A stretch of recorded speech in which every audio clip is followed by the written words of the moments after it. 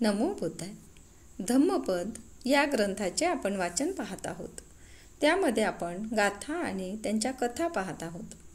आज आपण पाहणार आहोत शीलवानाचा मार्ग माराला सापडत नाही. गोधिक स्थविराच्या परिनिर्वाणाची कथा.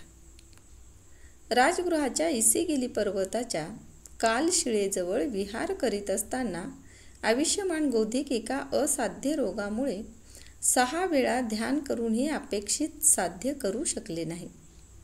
रोगामुळे त्रस्त होऊन गोधिकाने वस्त्र्याने स्वतःचा गळा कापून घेतला.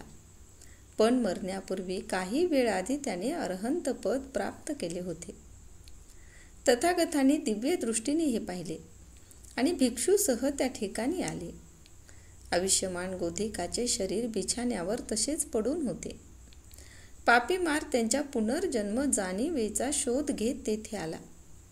त्यावेळी बुद्धाने स्पष्ट केले की पापीमार, गोधिक कुलपुत्राच्या पुनर्जन्माच्या स्थानाला तुझ्यासारखे शेकडो, हजारो सुद्धा पाहू शकत नाहीत. पुढे त्यांनी एक गाथा सांगितली. त्या गाथेचा अर्थ, त्या शील संपन्नाचा, अप्रमादाने वागणाऱ्याचा, सम्यक ज्ञानामुळे मुक्त झालेल्यांचा मार्ग माराला सापडत नाही. सार, अरहंतपद प्राप्त भिक्षूचा मार्ग माराला सापडत नाही. यापुढे आपण पाहणार आहोत बुद्ध श्रावक प्रज्ञेने शोभतो. तेव्हा आमच्या चॅनलला लाईक, शेअर व सबस्क्राईब करायला विसरू नका. धन्यवाद.